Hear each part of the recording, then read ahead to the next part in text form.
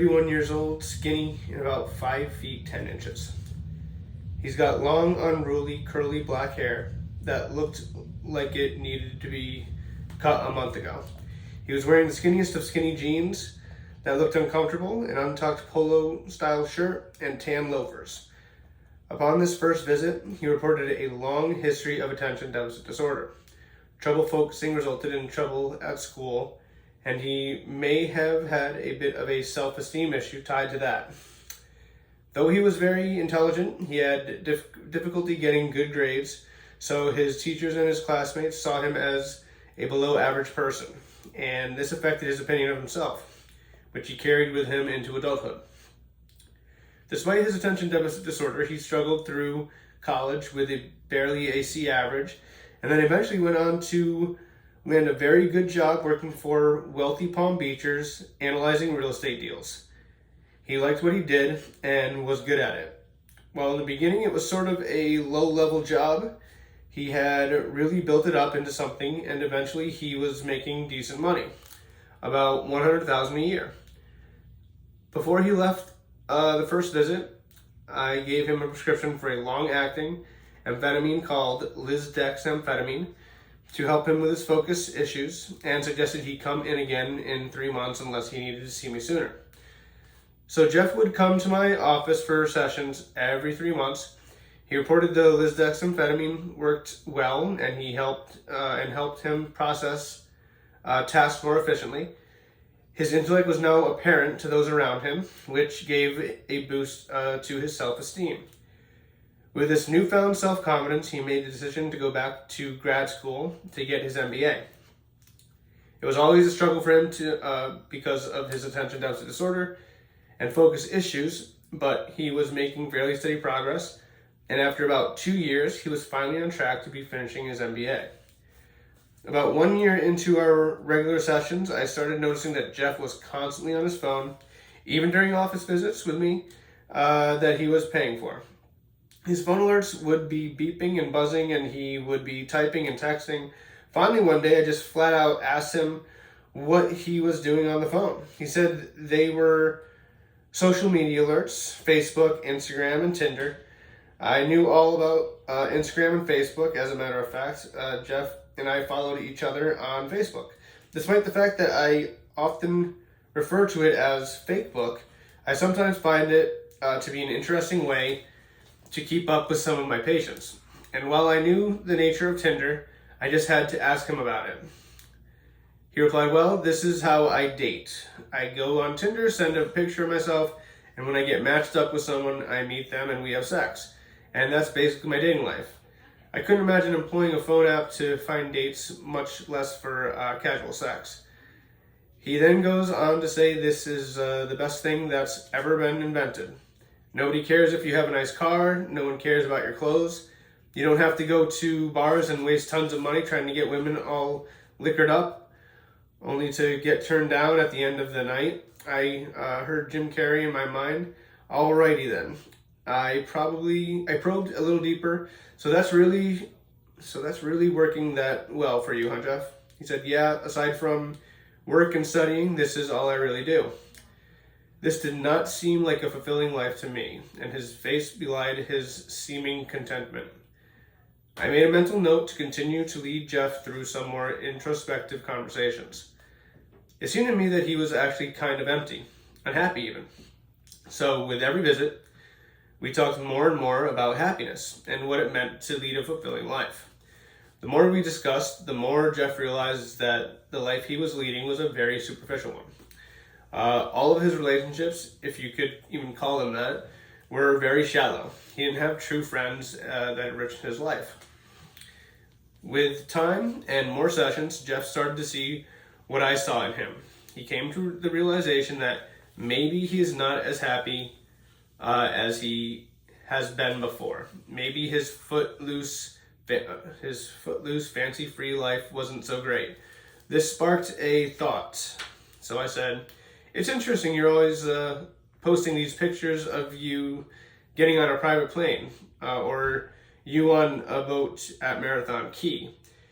"It does look like you lead a charmed life." He said, "Yeah, well, my wealthy clients sometimes want me to do presentations to a group of investors or evaluate a piece of real estate someplace really nice, and they fly me down on their private planes or take me out on their yachts. And I take a picture when I'm with them just because it looks so cool. But now that I really think about it, it's all a facade, a bunch of bravado.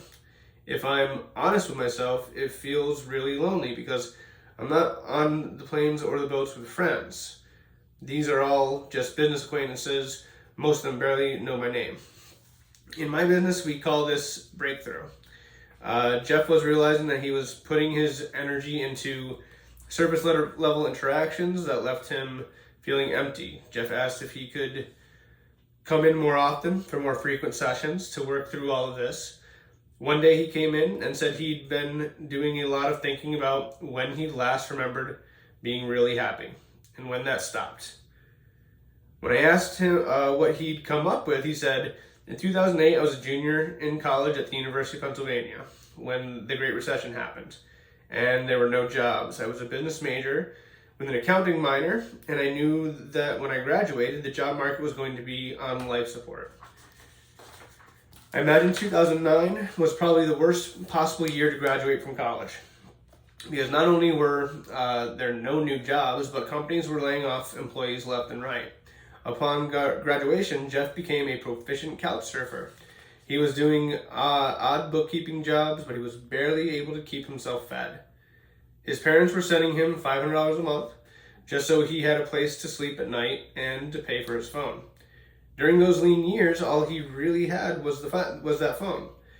There was no money for anything else, he said. There was no clubbing, there was no dining out, there was no shopping for new clothes. I was cutting my own hair, and I was eating the cheapest food I could find just to get by. It was a really tough time." With a laugh, he said, "I still get traumatized when I see ramen noodles." For years, the only work he could find was odd jobs doing friends' taxes in exchange for a place to sleep. During that time, he decided that clothes, cars, apartments, anything that cost money was unimportant. He had some friends that wanted to do things, but if he had to spend money, that was out. Something transpired during those years of the Great Recession. His phone became everything. It became his only tether to the world. It became his entertainment and his connection to his family and his social contacts. It really became his identity. On the rare occasion that he was doing something fun, say at a friend's party, he would take pictures at the perfect moment and then post them. So if he had 2 great moments in a month, those pictures went on Facebook. And that's how he lived his life. In the meantime, he was watching Netflix on his phone or surfing the web and watching YouTube videos, either from someone's couch or at Starbucks, where he would grab a small cup of coffee that he would have to nurse for about 6 hours so he could go and sit there because he had nothing else to do. There was no work, no steady paycheck. The only constant was that phone. After many sessions, I came to realize that those years changed him. He was essentially traumatized by them, being outcast from society. It stirred some anger in him, and he decided he didn't want any part of materialistic society. He shunned labels, shunned nice clothes, cars, homes, fancy restaurants, and bars. All he wanted to do was entertain himself with his phone, be it Netflix, YouTube, Instagram, or Facebook. Someone turned him on to Tinder, and that became his lifestyle. That phone became his lifeline. He created an identity on it. To him, if he had to spend money on some extraneous thing, that thing was not worth it. I can't blame him. This mindset was born out of necessity for him. It was no fault of his own. Fast forward to 2015 when Jeff landed the job evaluating real estate deals. Even though he started making a little money, he was afraid to spend it. He carried his previous experiences with him like baggage, and he never wanted to find himself couch surfing ever again. So he saved everything. Don't misunderstand, saving money for the future is a necessity, but it was almost pathological for Jeff. He was afraid to spend any money because he was so traumatized by those lean years when he didn't have any. Even though he could afford to go out on an actual date, he still chose casual sex arranged by an electronic algorithm over establishing real relationships. Apparently, Jeff recently had a business trip to the Keys to check out a real estate deal. He flew down alone on his client's private jet, and of course, took and posted the obligatory photo. After touring the property, Jeff went to meet his client on his yacht at the marina. Upon arriving, Jeff saw it was a party time on the yacht. It was 5 o'clock somewhere, and his client was there with a group of rowdy friends drinking cocktails in the sun. After telling him that the deal was good, his client insisted on a celebratory drink. I should mention that Jeff isn't much of a drinker, but he accepted. Along with more obligatory photo posts, one drink became 4 or 5. Did I mention that Jeff's not much of a drinker? When it was time for him to leave, Jeff lost his balance, stepping from the boat to the dock. He nearly caught himself, but those reflexes were dulled by the alcohol, and he tripped and fell, injuring his shoulder and hitting his head, almost knocking himself out. His clients called 911, and Jeff wound up in Mariners Hospital with a severe concussion. Mariners isn't great. After 3 dizzy days, he called me. It was lunchtime, and I had a few minutes until my next patient.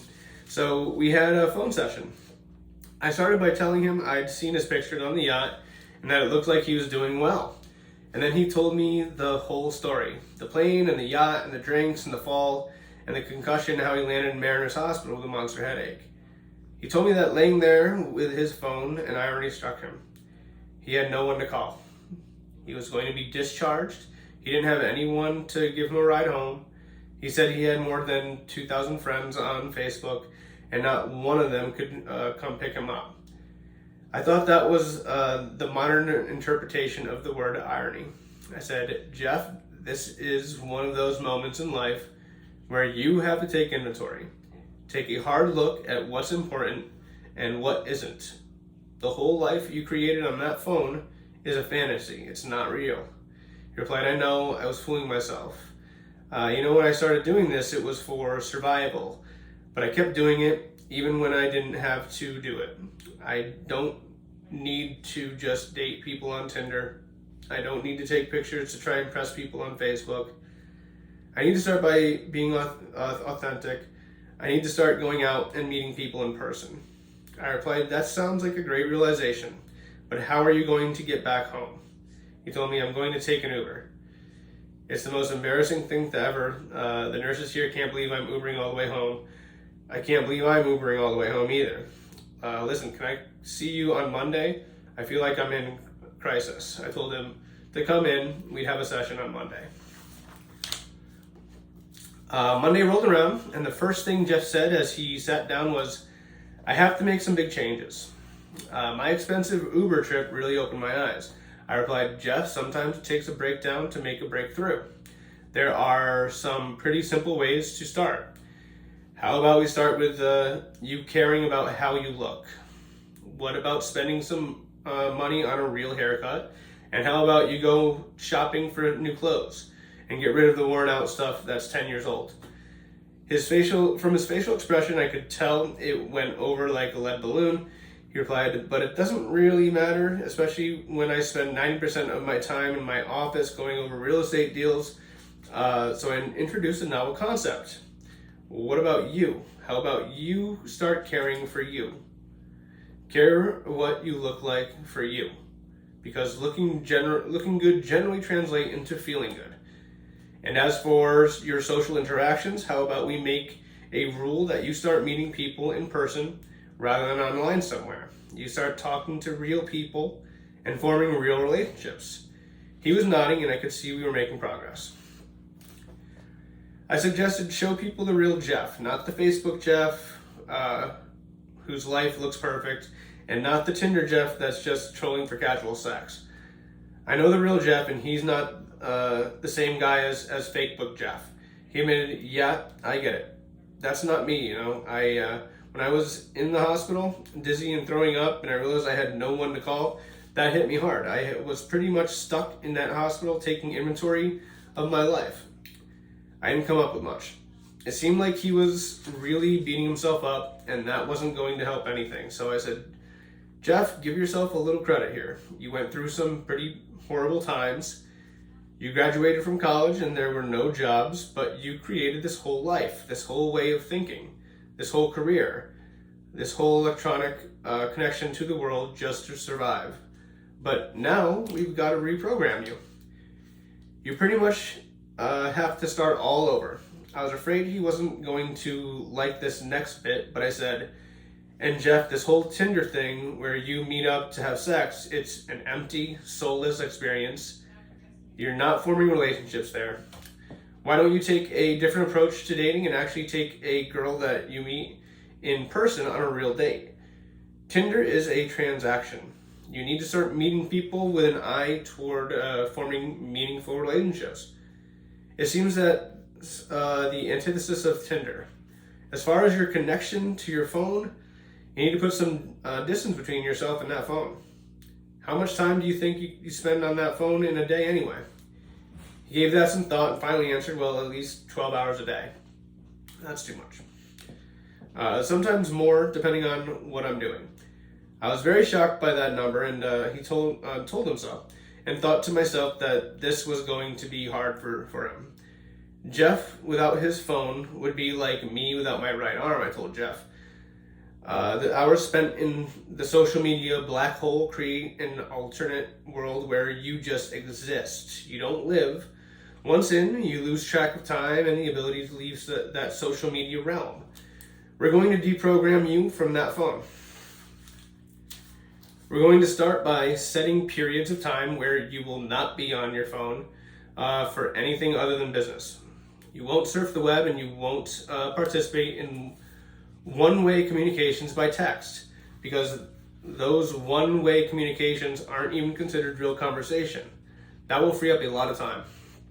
During that free time, I want you to concentrate on making a life where you actually do things with real people, where your phone takes second place to the real world because you made it first. I know it won't be easy, but maybe if people don't have instant electronic connections with you, maybe someone will actually meet you or actually speak to you on the phone instead of these one-way text communications that aren't true conversations. Conversations are fluid, they are alive, and a more true interaction with people. Use those conversations to make plans to meet with people, so when you actually meet with someone, there is an energy to it, a warmth to it that allows you to make a connection. Make it so you never again wind up in a hospital with no one to call for a ride home. He said that sounded like a good plan, so I summarized, your homework is to make an effort to look good for yourself, put down your phone, and concentrate on meeting people in person and making plans to do things together. Look for deeper connections. That means that Tinder really needs to go. On a long sigh, he said, okay, I got it. Our next session, Jeff walked in and I almost didn't recognize him. His hair was cut clearly professionally, and he exchanged the rumpled skinny jeans for new dark denims, which he paired with an obviously new polo style shirt and loafers. I asked him how things were going. He said that he joined a judo class that met once a week. He was studying with a group of people from school twice a week, and he had tried paddleboarding the weekend before. He said that he now interacted with people at work, talking about what he did over the weekends, now that he actually had something to tell them. He had even made an effort to meet his neighbors who he had been living next to for 3 years but had never met. This was major progress. I dared to ask what happened with Tinder. He smiled and said, yeah, Tinder. I had to hang that up. I took your advice and actually took a cute girl out for dinner a couple of times. She's cool. It's totally different from Tinder, which I guess was the point. It was, I said, smiling. I'm glad you see that. What had started as an appointment for attention deficit disorder turned into an odyssey for Jeff. But he made the breakthrough. I continue to follow Jeff and we'll see how things go, but I expect he'll be just fine. I think waking up in Mariners Hospital alone with no one to pick him up was his big wake-up call. That and an expensive Uber ride that led him to take inventory of his life. That was a lonely moment for Jeff. It took a lot of time, but ultimately, Jeff made it through the trauma of his own Great Recession. Okay, that was chapter 9 of Dr.